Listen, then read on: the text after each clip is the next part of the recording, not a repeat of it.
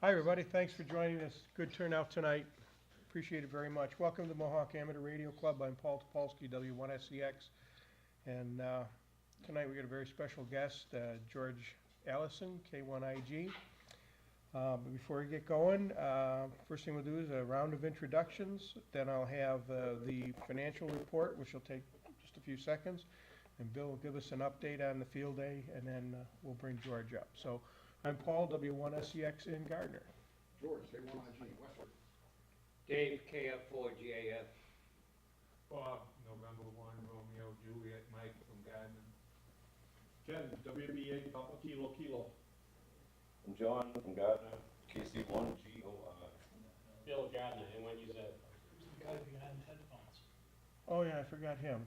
That's Kevin N1ERS. And Jack, W1PFZ from Ashburn. I'm Alan, K1UCY from Gardner.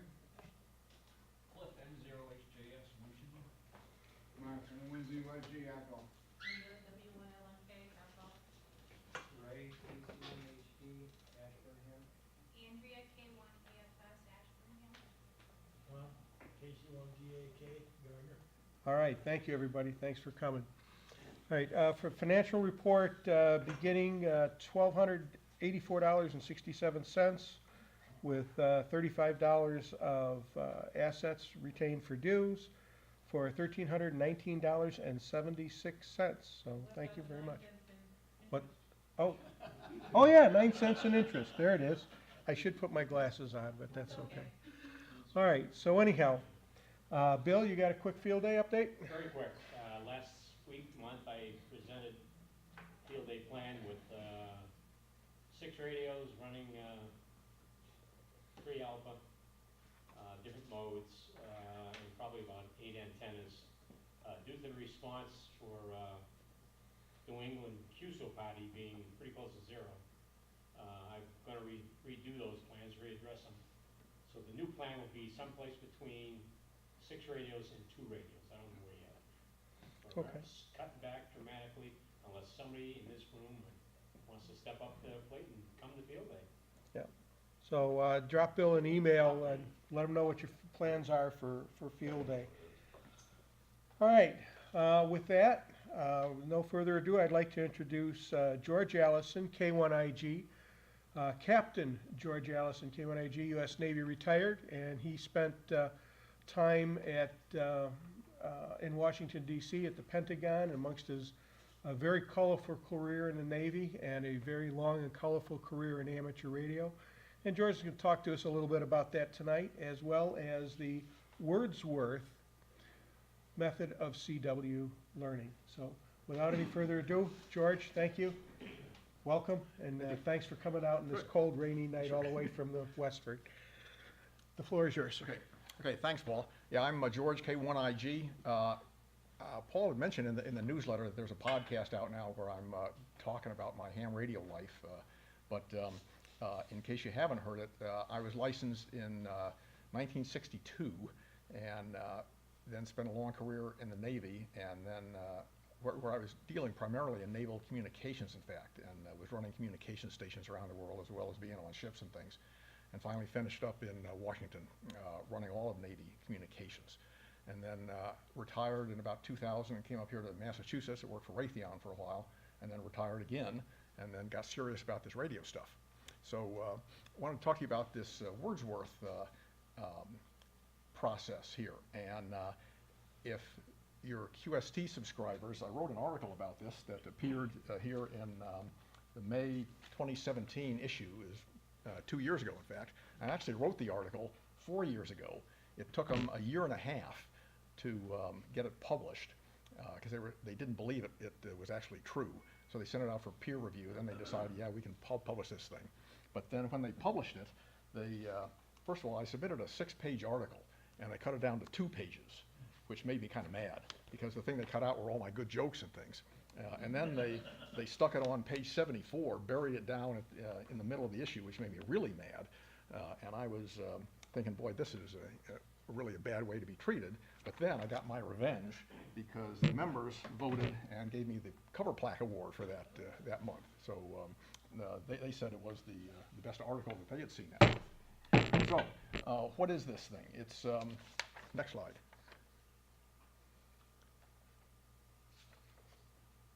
We can do it. Okay, oh, that's good. High-speed CW in your head.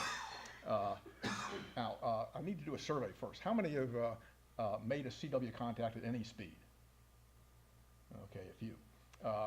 Okay, so of you, how many are comfortable, say at 15 words a minute? And by comfortable, I mean you could copy the W1AW broadcast at, say, 95% accuracy. Nobody, okay.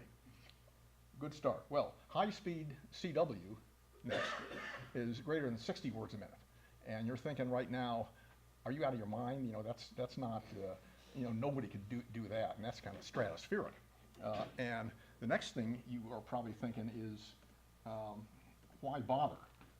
Well, next one. You know, we've got machines that'll read code, but Working on it. okay. The CW is slow. Okay. There's no code machine that's as good as your head is.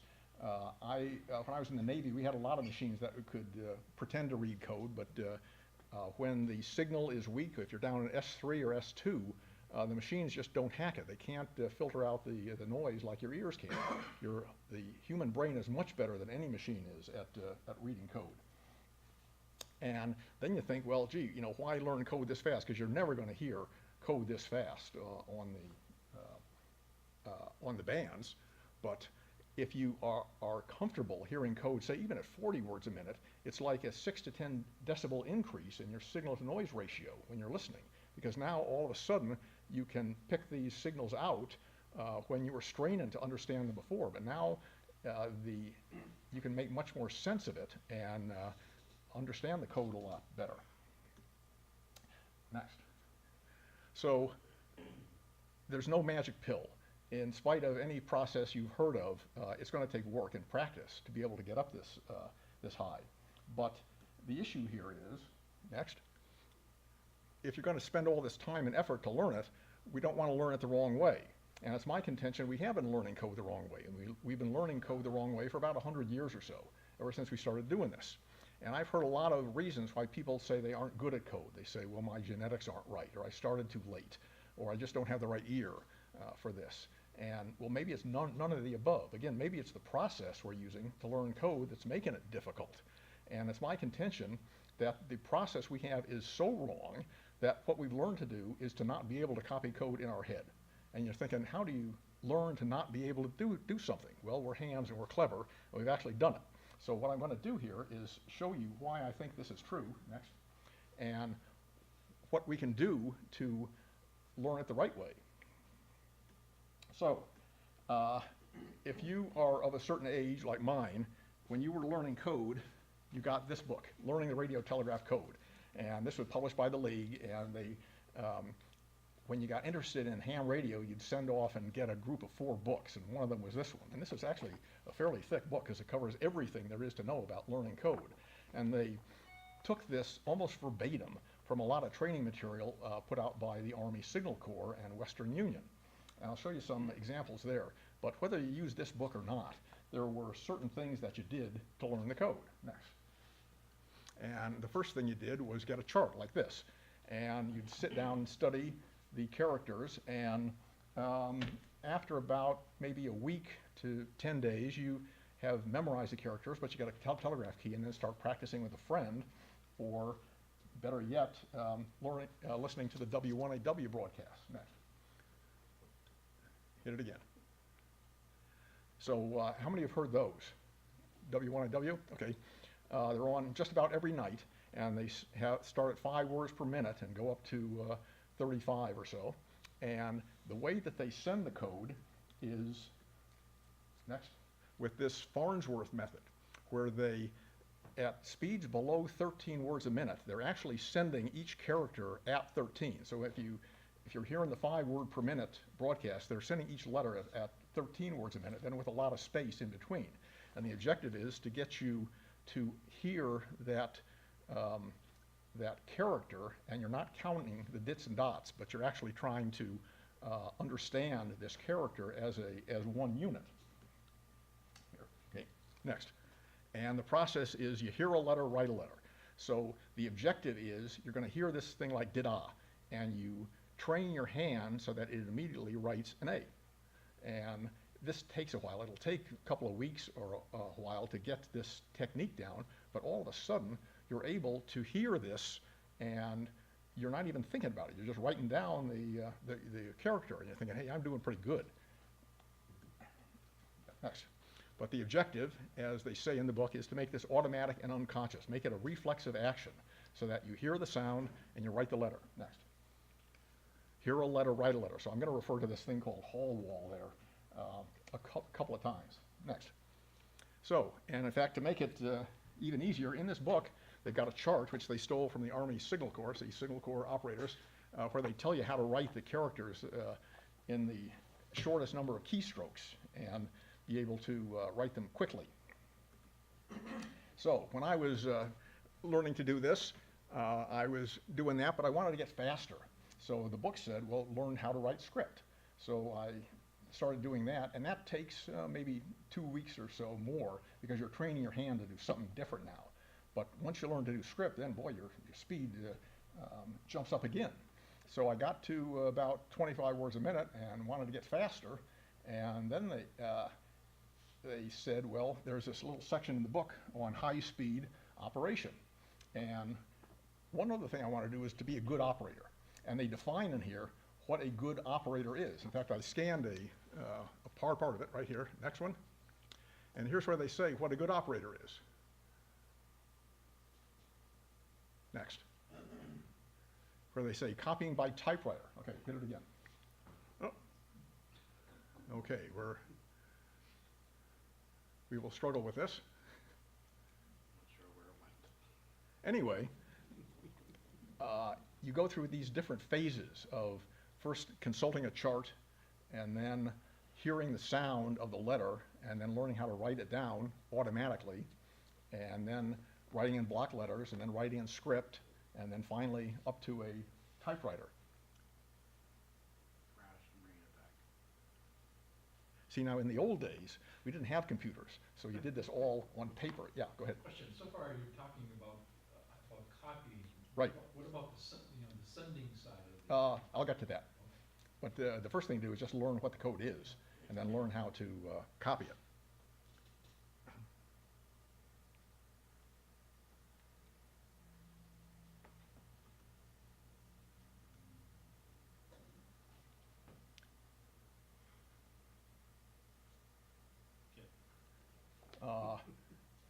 You saw that thing in the beginning about 60 words a minute. Mm-hmm. So at the end of this lecture, you will not be at 60 words a minute in your head, but you will be at 30. I think I can confidently say that. You all agree with that?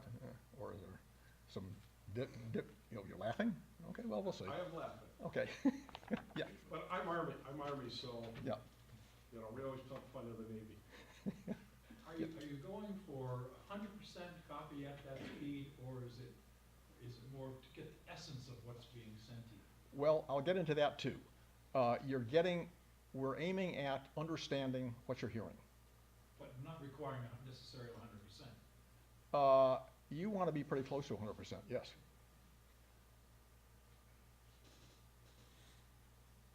How are we doing? We could all gather around the screen here.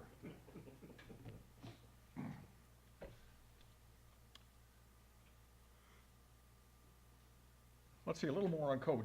There were about 5 or 6 who have made CW contacts. So what was your highest speed, do you think, when you made those contacts? Recently? No, in all time. In a long time? Yeah. About, realistically, probably 10 words, Okay. but that was way long Yep, ago. yep. Before he was born. I can comfortably copy 10 to 12, but I mean, I can send it much higher rates. Yeah. Let's see, while we're waiting, I need to do a sound check here, just to make sure you can hear things. Let me, can everybody hear that? Okay? Need to be louder? Okay, good.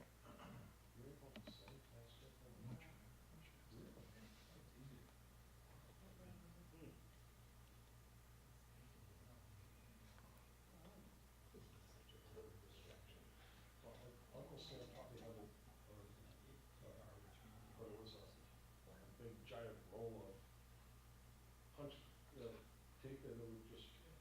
play it back, and, you know, this is an A, this is a D. Yeah, so, yeah, how, It wrote learning. yeah, how did you learn it? Was it with listening to the broadcast or using a record or something, or It tapes? was a roll of, Paper tape. paper tape, Yeah, so an instructograph machine? yes. Yeah, right. You can lose it faster than you can learn it, I think. You know? Well, we talked faster than we write, so it makes sense. That you would be able to send faster than you can receive. Yeah. So when I took my general test, I had to take it in New York City. And in the FCC office there, it was a room about this big or so with desks like that.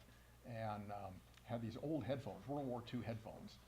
And there was a guy up front with one of those big machines. And they didn't waste any time there. They put on those headphones, and right away you start hearing the V's, and then they go off and start sending the code. And you'd be madly writing things down. And as soon as that last character was sent, the proctors would run down the aisles and grab the paper off, so you couldn't go back and change anything. And then they'd retire off to their little office for about 20 or 30 minutes, and then come back and read the list of the passes and the fails. When I learned, a story, the person who was doing the examining, now you wrote it down, Mhm. came back and, but he came back and he actually, there was something that broke and I don't remember which, so he got out a key and he started Oh, doing yeah. this. And English was his second language. Mhm. It was German. Hmm. And a couple of the things were in German. Yeah. And I replied in German. And he was like, close enough for 13. Yeah. So back then there was a sending test too that you had to pass. Yeah. Because they had telegraph keys at each table Yeah. too, so you had to Hey, Paul, be able to do that. can we proceed without the internet so we can have a meeting? Yeah, yes. What do you think, Kev? Not happening. Okay. Okay, well, If you want to, let me see if I can, you can do HDMI. How would you ordinarily present it, George? usually I just plug it into the side of my own computer here. Do you need But- HDMI? I've got one, but it sometimes does not work with various machines. Okay, well, we can, There's HDMI in. there's Okay. an HDI up to the projector, if we got enough cord. So here's a HDMI. If it'll work in there. Yeah, I don't have an HDMI cable. Yeah, I No, didn't get so okay. much to use the cable. Let's see, so is there any way you could, okay, well, we got VGA. Sorry? Oh, I got in a QSO and it's 40 meters when I was young. And I thought it was me, I couldn't copy the guy in 40 meters, his QTH, and sent it to me 3, 4, 5 times. Ipsy Lanky, First computer one. YPSL. Okay, it looks like it's doing something here. I thought it was me. Come on, here we go. There you go. Ta-da! Okay. Okay, Great, thanks. we're up. Okay, so, how we learn CW. Okay, so we've been through the chart with the block letters, and I said what I wanted to do was to get good at this and be a good operator. So, and I said that the league in this book defines what a good operator is, and here's what they say. They say, under the section on copying by typewriter, the mark of a good receiving operator is the ability to make perfect copy at high speeds on the typewriter. Ability to read rapid code in your head means little. What counts is what you can transcribe to paper correctly. So this is what they've been aiming all this stuff at. They don't want you to be able to understand it. That's secondary. What they want you to do is learn how to get it on paper. And the comprehension is really irrelevant. And that's what we've learned to do. We've learned to do this automatic, reflexive, unconscious action of writing down the code as we hear it. And in fact, they've made it so that you can't understand it. That if you've been trained to have this reflex of writing things down and not understanding them, this is what we've learned to do. Now, a lot of people think I'm exaggerating on this. There was a cartoon in QST I remember from many years ago, and here it is. He says he's a code operator, and you know he's a good operator because he's on a typewriter. But the message is, having a wish time, fine, you were glibbed. And the caption is, you don't have to understand it. And you don't have to understand it because that's irrelevant. As long as he's getting it on the paper, that's the correct thing to do. So why would they do this? Are we going to start sending rotten vegetables to Newington or something for having trained us to do it this way? Well, remember, they took all this stuff from the Army Signal Corps in Western Union, who are in the business of training telegraphers. And the job of a telegrapher is to produce a hard copy of a message for somebody else to read. Regardless of the content. Right. And they don't want their operators to understand it, especially like in the Army Signal Corps, where they're copying these random groups of a coded message, and the understanding there would be impossible anyway. Or in Western Union, they don't want people, to mull over what everybody's saying in the telegram. They just want them to type that thing out. So this is what we learned to do. Now, at the time this was written, though, back in the 40s and 50s or so, this was a perfectly valid thing to say. Because as you recall, the American Radio Relay, the second R there is relay. They actually started out as this amateur Western Union organization relaying messages back and forth across the country. So you had to be able to do this to be able to relay your message, copy it down verbatim, word for word, and then send it again. But the overriding reason why you had to be able to do this was because, as I said before, there was this code test. And the code test consisted of going to the FCC office, and they would send 5 minutes of code, and you had to copy it exactly right for a minute.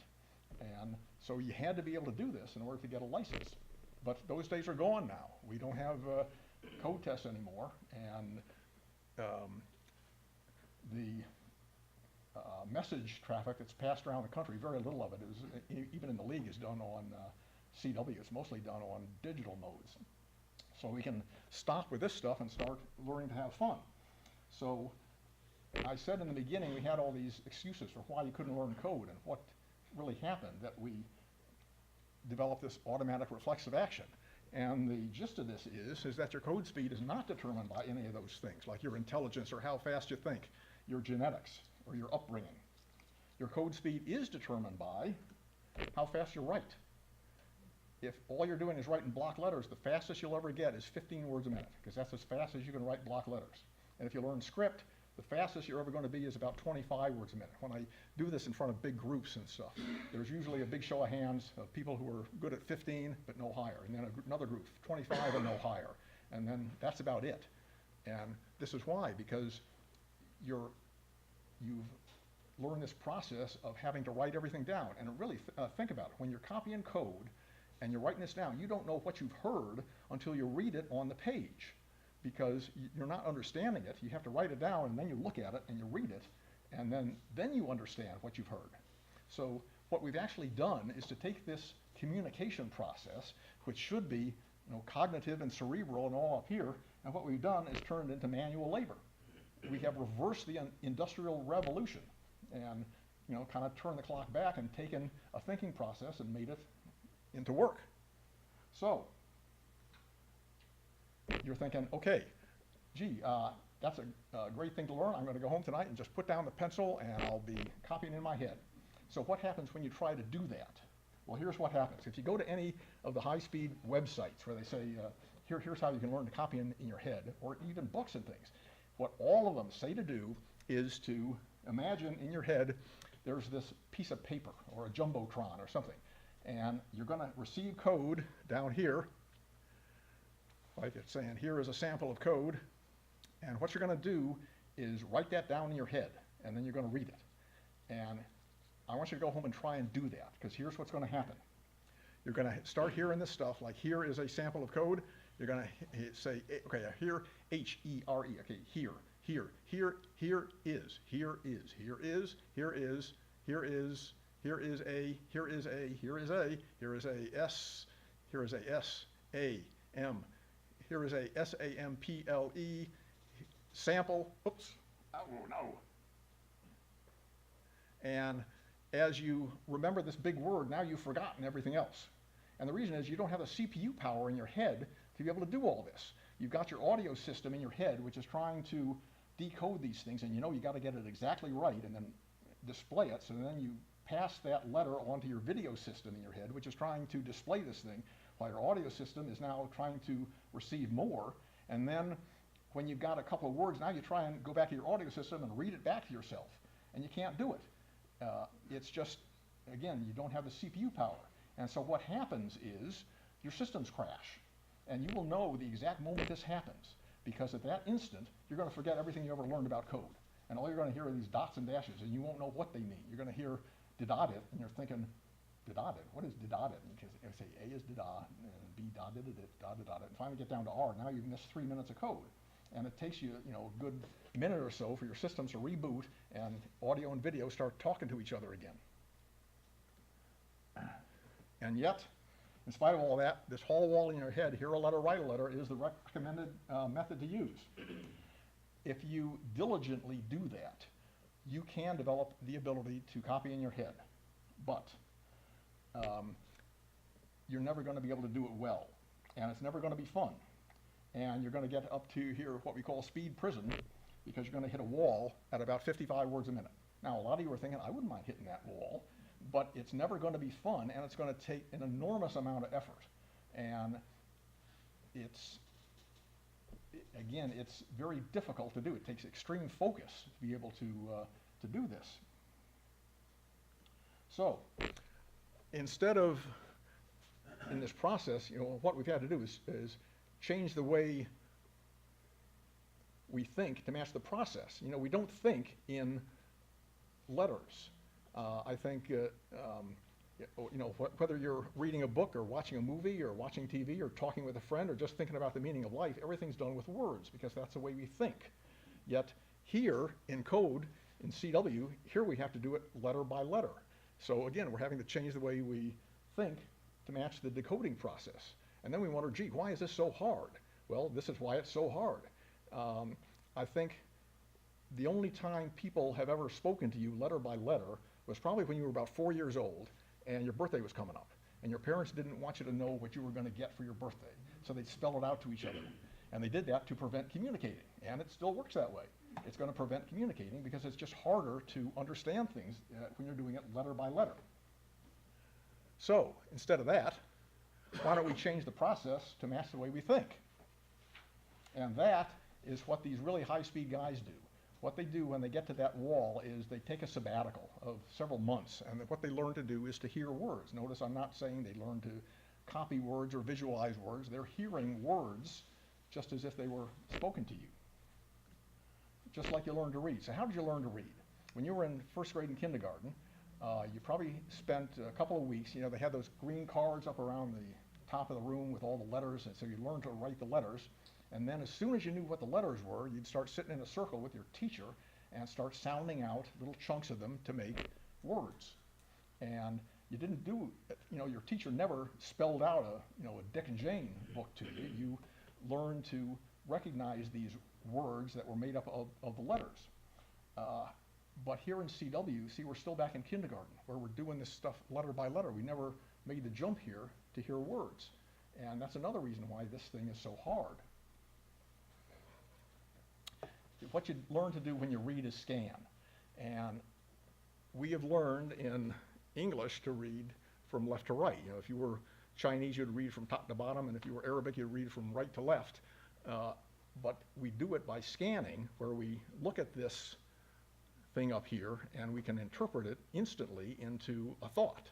So if I said to you, what does that first thing say? What do you see up there? What do you see?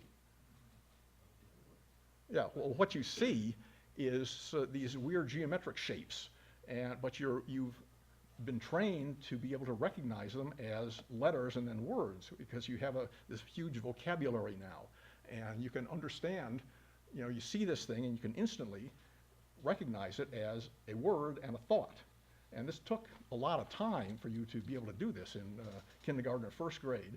By the time you were in fourth grade, you were probably reading as well as you ever would. After that, you're learning vocabulary and syntax and grammar and all these other nuances and things. So when you read,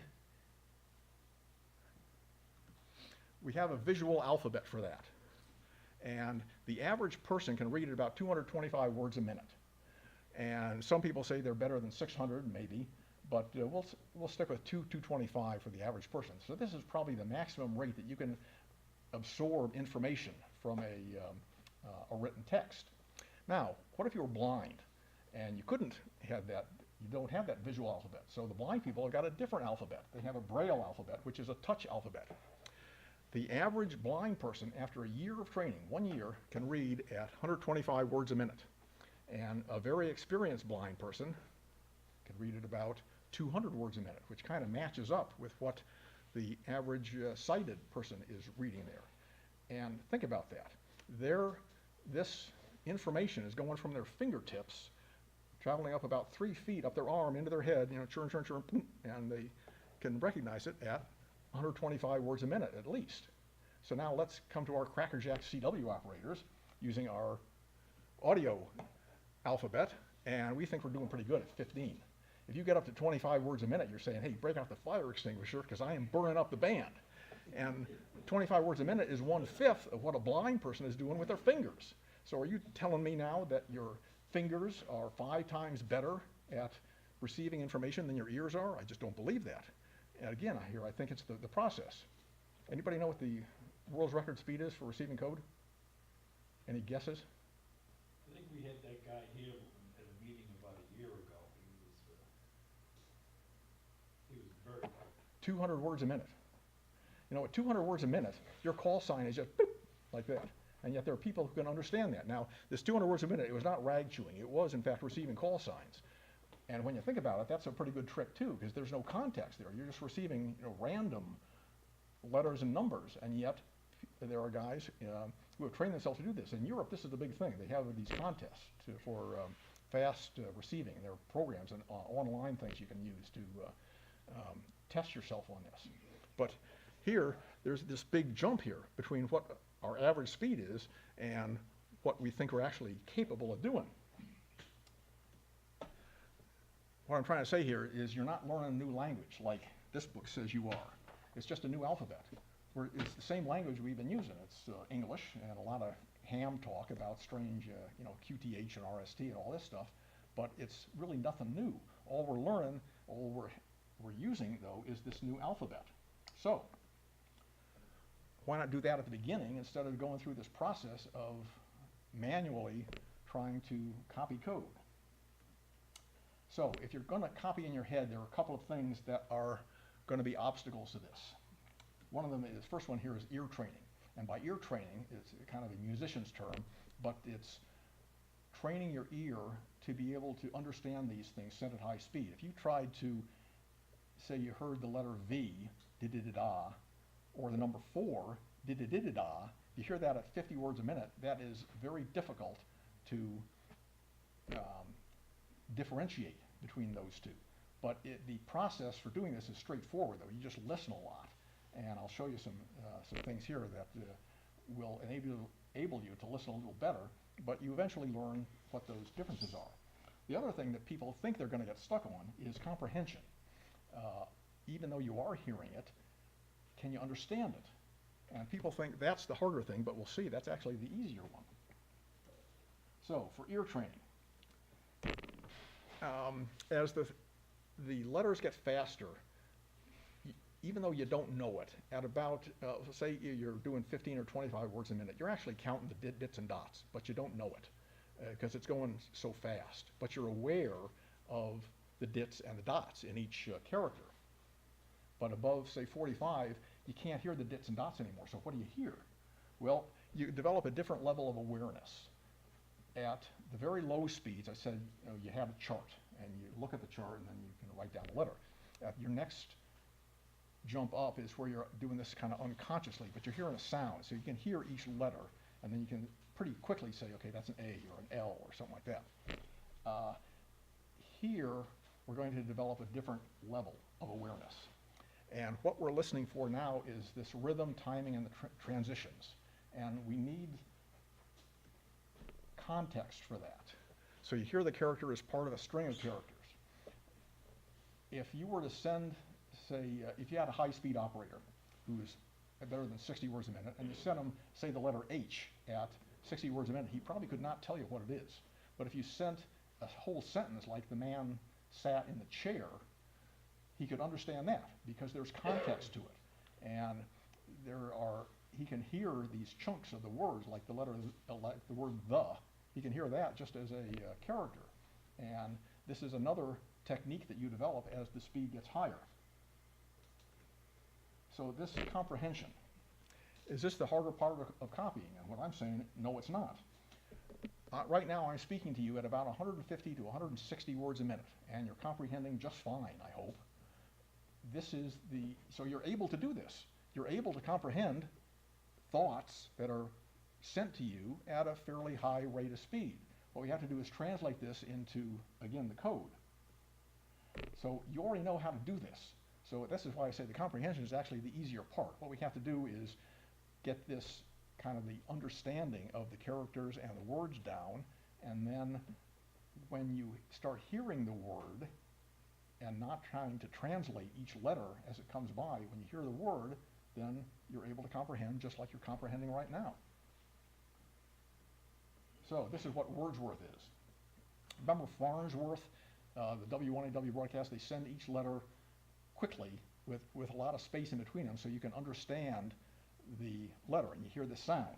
In Wordsworth, we're going to send the words rapidly with a lot of space between them to enable you to comprehend them. And you will learn to understand the sound of the word, which is how we're going to develop our audio scanning. We'll hear this sound in this chunk of a word, and eventually, or not eventually, but quickly be able to just understand what that word is with a lot of space in between, and then we gradually cut the space down so that you're receiving in a more conversational manner. So you get a word's worth of information. That's where the name comes there. So to start off with, we have to know the alphabet and the numbers at a fairly high speed. So if you want to say, be able to understand, start off with this process, say at 20 words a minute, you got to understand the characters probably at 30. Now, this is not as difficult as it sounds. Remember, when you started at 5 words a minute on W1AW, they were actually sending the letter at 13, which is almost 3 times faster than the word is coming. So you can understand these letters a lot faster than you think, and maybe we'll have a demonstration here of how that works. We have some tools. In order to do this, I'll show you how to do it with a word processor and FL-Digi. Does everybody know what FL-Digi is? Okay, I've got some pictures of it here. It's a free program, but it's used for sending and receiving code and digital modes, teletype, PSK, and those things. But again, it is a free program. Also, KB10IQ has developed a word generator, and that'll help you format things, and I'll show you how to get that too. So the process is this. We're going to get first a long text file, and you need a long one, like a whole book or something like that. And what we're going to do is take it and first edit out the strange characters, which we don't want to be able to learn. And then we use a word processor in its find and replace function to insert additional spaces between the words and the punctuation. So how much space do you need? So here's a chart. This chart is in the article, by the way. You can go back and refer to it there. So if we wanted to say, learn at 25 words a minute, I need to have 2 seconds of space in between each word. I need 10 spaces. For 1 second, I need 4 spaces. Now you'll find if you start doing this, 2 seconds is an awful long time. You might do that once and then you figure, okay, I just need 1 second now. You know, you think this is not true, but I've seen a lot of people do this, and this is what they all tell me. 2 seconds is way too long. So once you've done that, we start with a 2-second space, and then as we gain fluency with this, we can start reducing the number of spaces as our comprehension speed goes up. And then you send the text with FL-Digi. Okay, now I'll give you a better idea. So here's some text. I think you're all familiar with this. Here's from the Declaration of Independence. And so this is the text we're going to send with FL-Digi. What we first do is put the text into the word processor. And then we remove the unwanted punctuation, which is that apostrophe right up there. So we just do a remove, move, and replace, and we can pull it out. This seems like a lot of work right now, but again, those tools I showed you will do this automatically for you. Okay, next thing we do is go in and refine the spaces. So we use a remove and replace. Now it's identified where all the spaces are, and now we're going to add in spaces in accordance with that chart to give some more space between the words. And now we have this, where we put 10 spaces in between each word. So what I'm going to do here is show you what it sounds like. Now, again, how many here know code at all? Okay. So what I'm going to do is send what you see up there, and I'm going to send it at about 25 words a minute. And I want you to see if you can hear the words. And what I'll do is it'll be about a 2-second space in between each one. And when you hear it, we'll call out each word so that you can identify it a little better. Now, you people who don't know code at all, just kind of follow along a bit, and you'll see what the technique is anyway. Then once you learn the code, it might make more sense to you. So, here we go. First thing I'm going to do is send a series of V's, and we send the V's just so that you can accustom your ear to the speed that this thing's going at. Okay, that's the V's. Oops.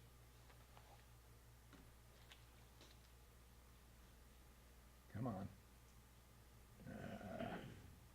I think I'm having the same problem that you had. Let me try this again. Okay, wait a minute.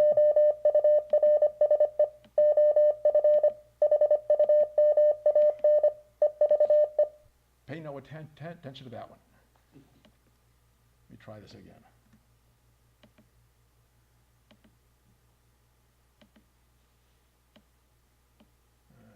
Come on.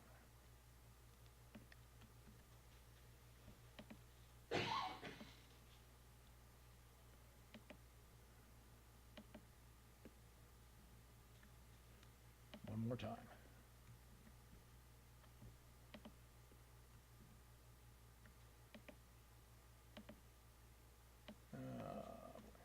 Maybe I can get you up here to help. No. Try this one more time here.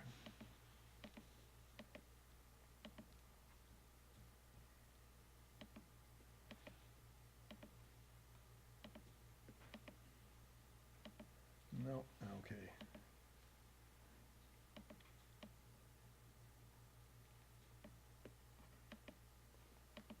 Boy. Bear with me here one more time.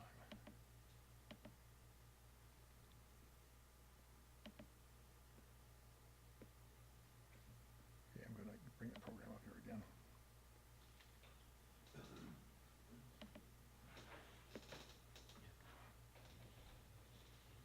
Okay, so this will be at 25 words a minute. And we'll start off with the V's. Okay. Okay, when, in, the, course, of, human, events, comma. Okay, Didn't send the comma right away. right. There, I put space in there between events. I know it's written wrong up there, but there is a space there. Now, some of you are nodding your heads on the short words, the, of. This, again, is what you're going to start hearing. You're going to start hearing those short words. You miss the long words, and that's expected. It takes a while to develop this, give yourself some space and some time to be able to understand what it means. And you also saw that you were hearing the short words, and that's what we're going to really concentrate on. We're going to learn these QSO words. Now, so here are most of the words you'll see in any rag chewing QSO, these common words like that. And this is what you should concentrate on really learning. Now, you say, okay, that's an awful lot of words. Well, think about it. You already know about 45 characters. You know the 26 letters of the alphabet, 10 numbers, and then 8 to 10 punctuation marks and special symbols like SK, CL, things like that. Here are 60 words. If you can learn these, just like you learn characters, you can communicate with anybody for a long time, actually. This is really all you need to know. After that, you can, or once you learn these, you'll find your facility with learning other words is much better.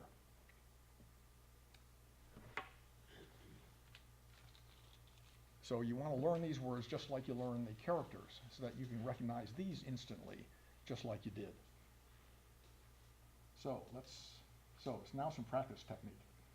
I said you need to know the alphabet at least 10 words per minute faster than your comfortable speed. You can use your Farnsworth or the W1AW broadcast with that. You have to get yourself into a Zen state. It's going to take at least, say, 20 minutes to half an hour of training, and you won't start hearing much of anything for about the first 5 minutes. After that, you'll start hearing, again, those short words, and things will start to click for you. A lot of what I'm saying you may not be believing, but we'll have a demo at the end. Maybe we'll see if it's true. You'll start about 5 words per minute faster than your normal speed. So if you're good at, say, 10 words a minute, we'll start at 15. In fact, you want to, the objective is to be able to send those words as fast as possible, maybe 30 or 40 or something, just so you can, again, learn to hear these sounds. And what you're trying to do is develop this awareness. You want to let the word reveal itself in your head, just like I'm talking to you here. Now, as I talk to you, I know one thing you're not doing is displaying every word as I speak it to you on this jumbotron in your head and then going back to reading it. You want to develop the same facility with hearing the code that you have with hearing me speak.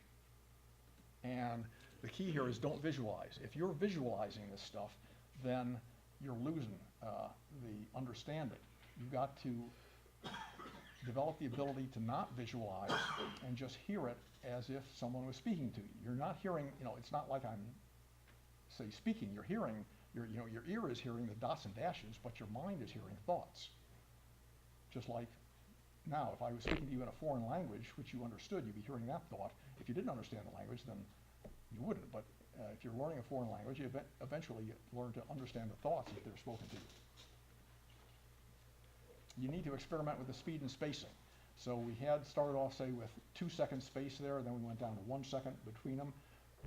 If you were able to hear or understand a word and 2 seconds is too long, then cut the spacing down. If you're able to hear the word, but you're taking a while to actually figure out what that was, then maybe increase the spacing a little bit. FLDigi has got a Farnsworth method, so it'll send the individual letters faster.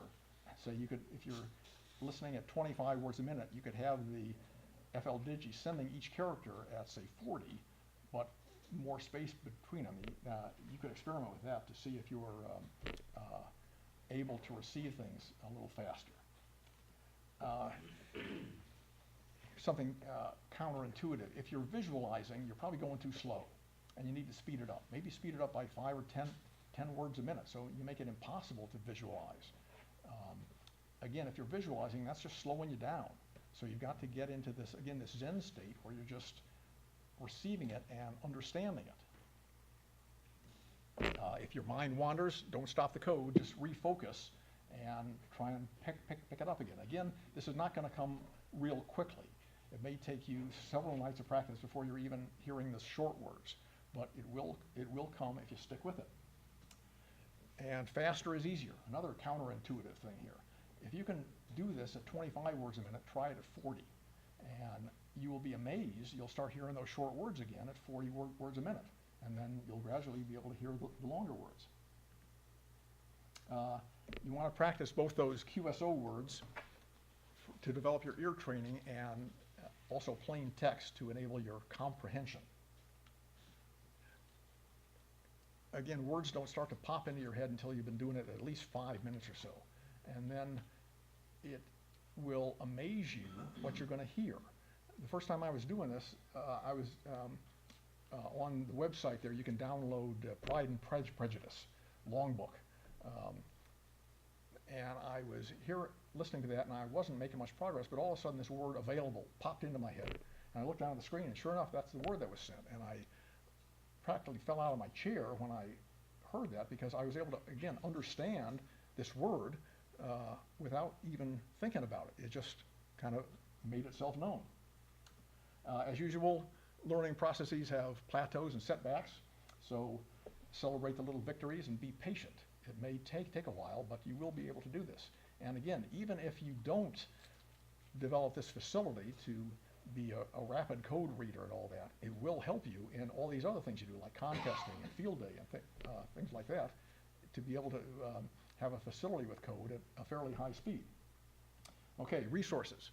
CW Academy, it's cwops.org. They've got a lot of practice files that you can listen to there. Learn CW online, and I'll have an example of that here later on. Lots of text files, and they do a good job at training it to receive call signs as well. You can set in different speeds, and it'll send a series of call signs to you to try and receive. And then these KB10IQ programs, the word generator, the Wordsworth formatter. You don't have to remember all that. Just do a Google search on KB10IQ and K1IG and Wordsworth, and you'll find that page. And let's see, field day is coming up. The field day operators always are looking for CW people, but everybody's too shy to get on there. And we've also got a CW contest coming up here May 25th and 26th. CW contests, anybody been in one? See, the big secret is you don't really have to know good code to be able to participate in one of these contests. They're usually sending about 30 words a minute or so, or better. But you can use FLDigi to try and do some of the decoding for you, and also just use a DX spotter to tell you where the call sign is, and then just use the buttons on your keyboard or transmitter to send the code for you. So you can successfully participate in a 30 word per minute CW contest if you only know it at 10 words a minute or so. LCWO.net, if you go here to this website, they've got a thing down here for call sign training. And you can set up the speed you want, what kind of call signs you want, the tone and all that, and it sends you lists of call signs. You try and type them in. If you did this for 20 minutes a night or something, you'd be easily able to participate in field day. Field day CW speed is usually much slower than the big CW contest is. It's usually running, say, 15 to 25 or so. And if you practice with this, well, field day's coming up here in 2 months. I think most of you would be able to run code during field day. If you want a little more practice, Morse Runner is a standalone program. Here's an example. This is the Windows version. Even though it only comes in a Windows version, it will run on Macs or Linux if you've got the right overlay for it. But here it sends in call signs, and you can set it up for put QRM and Flutter and all these other things in there and have lids trying to send the wrong call sign. And then they've got an online scoreboard there too. And this thing will send call signs to you all day long. You try and type them in down here along with their RST and what their serial number is. And again, you can probably get your speed up pretty fast with this. So the question now is, does it work? And that's what everybody's wondering about. So to find out, we're going to have a test. So you people who know code at all, any speed, raise your hand again. Any speed, or ever knew code. Okay, and you said you're about 10 words a minute or so? Long, long time ago. Okay, tell you what I'm going to do. I'm going to send something here. I'm going to send a word. And write it down, and if you do understand it, don't yell it out, because I want to give everybody a chance to understand it. Okay, you ready to go? Okay, I'm going to send the V's first again, just to make sure you're ready. Okay, so here it comes.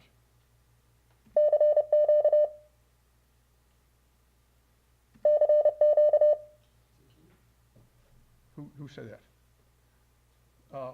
What was your code speed? No, I do 10 at the most. 10, okay. I set that at 30. How are you able to receive that? Because it's common, it's very common.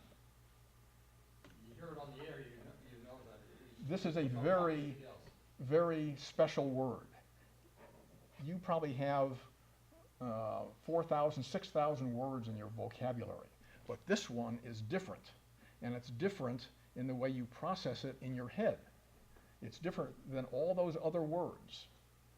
Why is it different? It's the only word that you never write down.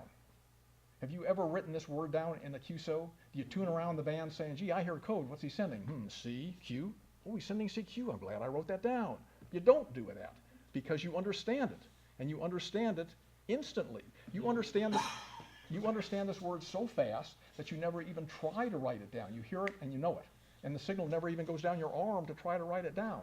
Why is that so? Now, some of you will say, well, gee, it's CQ, I've heard it 10,000 times, right? Well, I will bet that every one of you understood this word to a very high degree of proficiency before you got on the air for the very first time, because you knew you had to. So in this case, your brain said, okay, for this word, you don't have to write it down. Every other word you have to write down. And that's what you train yourself to do. You train yourself to understand this word instantly.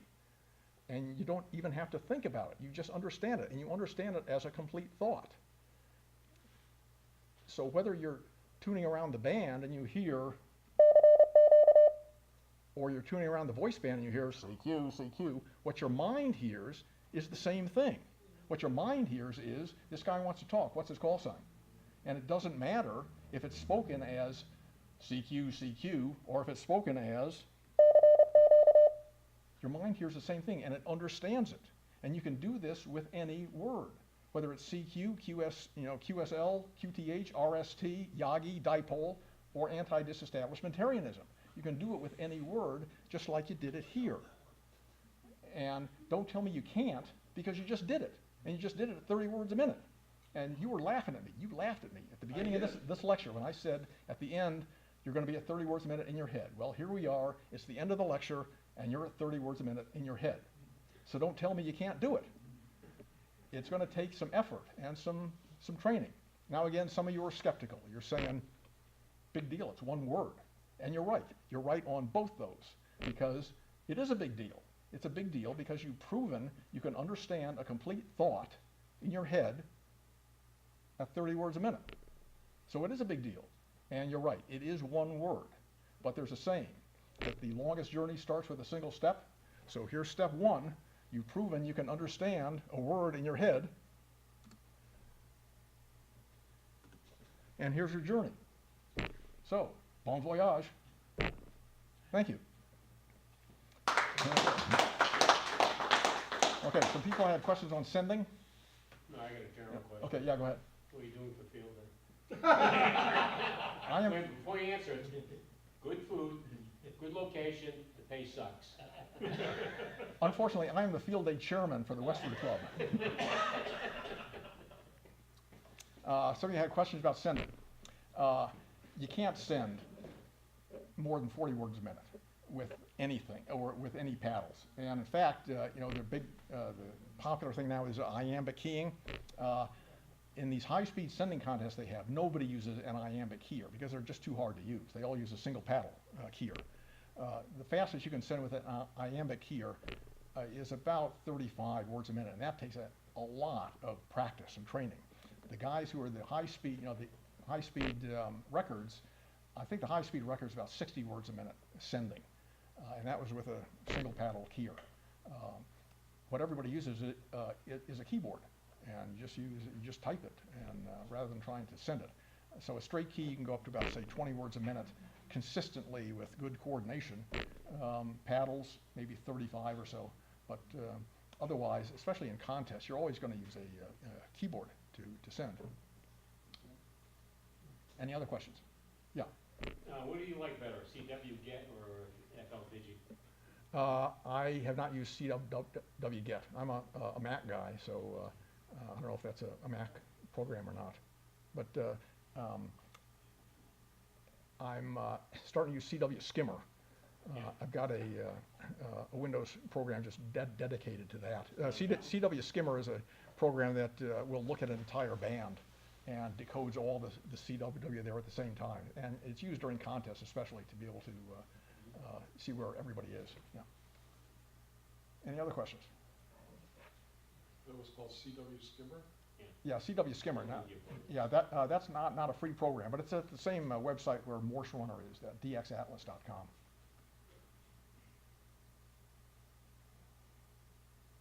Does anybody believe this? Well, yeah, give it a try. Okay, that's all. Thanks.